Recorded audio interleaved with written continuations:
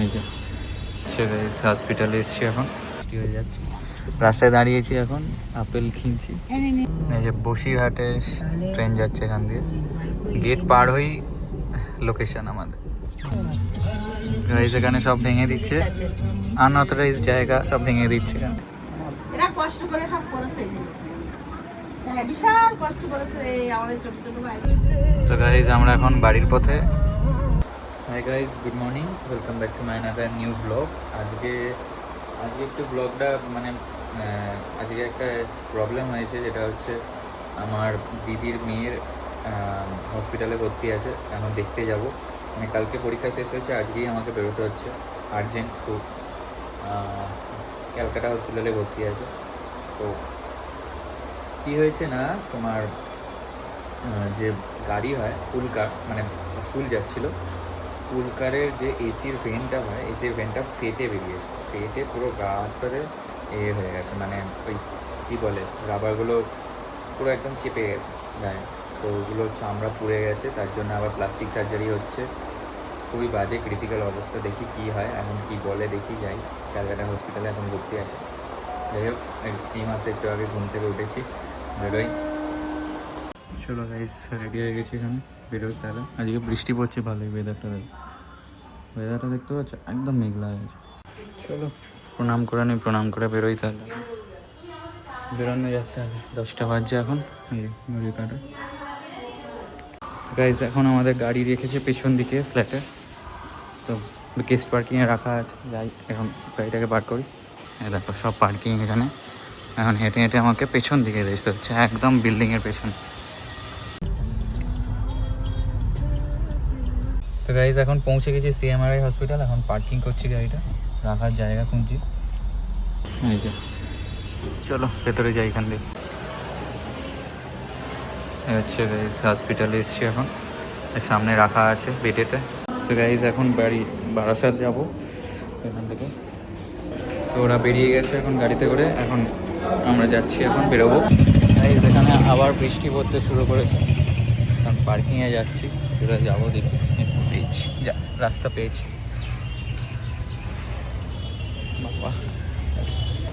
সেখানে হ্যাঁ ঠিক আছে, এখানে আবার বৃষ্টি শুরু হয়েছে, পার্কিংয়ের সামনে দাঁড়িয়ে আছে গাড়ি। এতক্ষণ পর গাড়িটা বেরোচ্ছে, কতক্ষণ দাঁড়িয়ে আছে আবার বেরোচ্ছে মাত্র।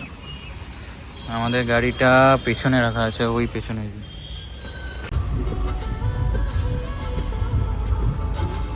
এই বৃষ্টির মধ্যে যাচ্ছি আমরা বারাসাত, 1 ঘন্টা 6 মিনিটের রাস্তা, এখন বৃষ্টি হয়ে যাচ্ছে। রাস্তায় দাঁড়িয়েছি এখন, আপেল কিনছি, ফল টল কিনছি এখন।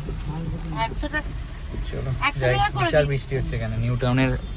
নিউ টাউন পার হয়ে এখন বারাসাতের রোড ধরেছি। এগুলো ভালো না, ওই আপেলগুলো ভালো, কিচেন খারাপ আছে। আমি দেখ ওইটা ভালো। হ্যাঁ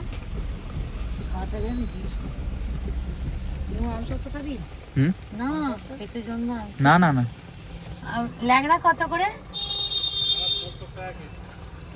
ওটা একটু কেটে দেবে না আপেলটা, একটু ধুয়ে দিন, ধুয়ে কেটে দিন।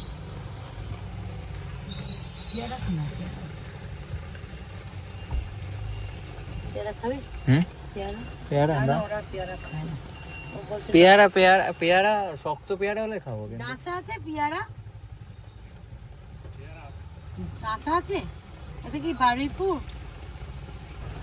দাদা, ও দাদা, দাদা গো, ও দাদা, বলছি এইটা দিয়ে গেলে বারাসাত চাপালালি মোড় পড়বে তো? কাগজটা তুমি তুলে নেবে, কি আছে? অযোধ্যা বলো যাবেন আপনারা? আমার কত ভাড়া? 2,500 টাকা ভাড়া বলেছিল। না, আমরা 2,000 টাকা দিলে যাবো। ভালো করে না হবে না করে। কোথা থেকে ওটা? ওটা প্রয়াগ থেকে। হ্যাঁ, প্রয়াগ থেকে অযোধ্যা রাম মন্দির। 2,000 টাকা ভাড়া, খালি গাড়ি এসিতে যাবে, এসি চালিয়ে। চলুন, অটোলা বলে চলে যান, এর থেকে এখন সব সিজন তো 8,000 টাকা ভাড়া নেবে, চলে যান। অনেক কিন্তু হয়েছে অটো ভাড়া। তারপরে অযোধ্যায় এলাম, অযোধ্যা এসে রাম মন্দির দর্শনের খুব ভালো নতুন হয়েছে হোটেলটা, তো হোটেলে শুরু রইলাম। পাহাড়ের দিকে গাড়ি চালিয়েছি, দিয়ে হোটেলে থেকে তারপর পরের দিনকে রাম মন্দির দর্শন করতে গেলাম। কি সুন্দর রাম কদিনের ট্যুর ছিল তোমাদের? কোনো টুরপুর নয় আমাদের, তাহলে আমাদের মানে tour 2 সপ্তাহ ছিল? মানে আমাদের 7-10 দিন না 15 দিন ছিল। 10-15 দিন? আমরা এক সপ্তাহ, এক না সপ্তাহ।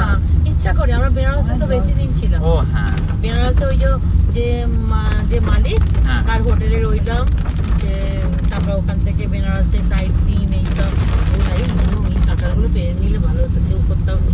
সেইটাই। হ্যাঁ বেনারসেই ভালো করে থেকে বেনারসটা ঘুরে- আমরা ঘুরিনি বা। হ্যাঁ, আমরা এইটা সব ঘোরাটা। আমরা সব তারপর এই যে বসিরহাটে ট্রেন যাচ্ছে এখান দিয়ে, গেট পার হই লোকেশন আমাদের। হ্যাঁ এই ট্রেনেই যাবে তো, সামনে থেকে একদম ট্রেন উঠছে। এখান থেকে একটা ডেয়ারি মিল্ক নিলাম, মিষ্টি নেবো সামনে দোকান থেকে। তো এখন চলে এসেছি আমরা বিয়ে বাড়িতে।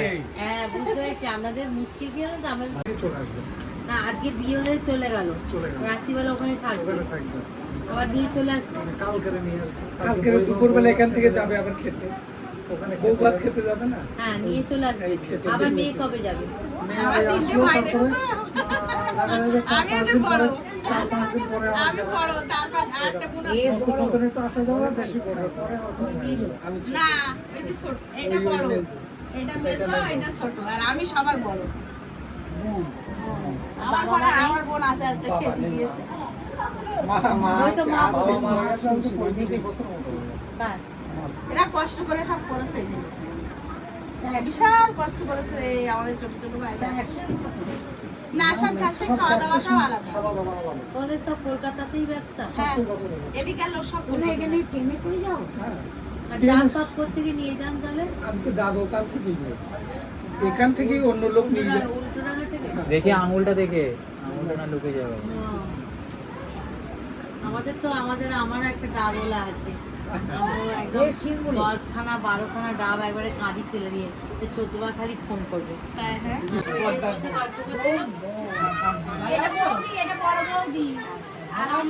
হ্যাঁ ভালো আছে। এই যে ননদ, এরা সব ননদ। খেতে গেছো? বসে খাওয়া দাওয়া করো। না না গেল। গাইজ এখানে সব ভেঙে দিচ্ছে, আনঅথরাইজ জায়গা সব ভেঙে দিচ্ছে।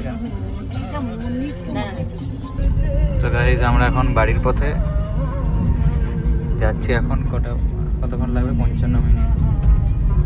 গাইজ এখন পেট্রোল পাম্পে এসেছি। ফুল করে দেবে কাকু? ফুল করে দিও। নর্মাল? হ্যাঁ হ্যাঁ 0। যেখানে থামবে সেখানেই কাট করে দেবে।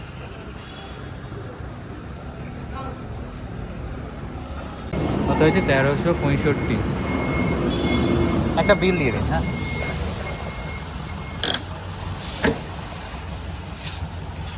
গাইস প্রায় আমরা পৌঁছে যাচ্ছি, 22 মিনিট বাকি এখন রাস্তায়। তো এখন দাঁড়িয়েছি, ফুল কিনছি।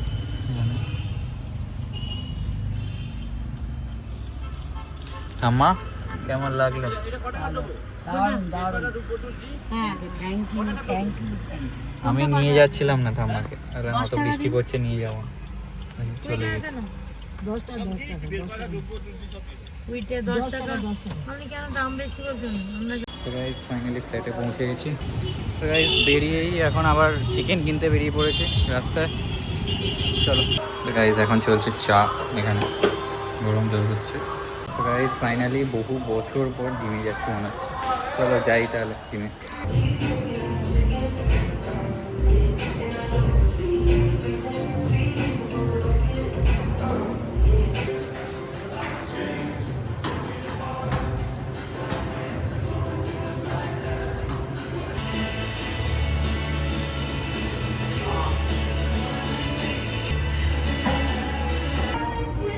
ফাইনালি আজকে বৃষ্টির মধ্যে জিম করতে গেছিলাম, বাইরে বৃষ্টি হচ্ছে।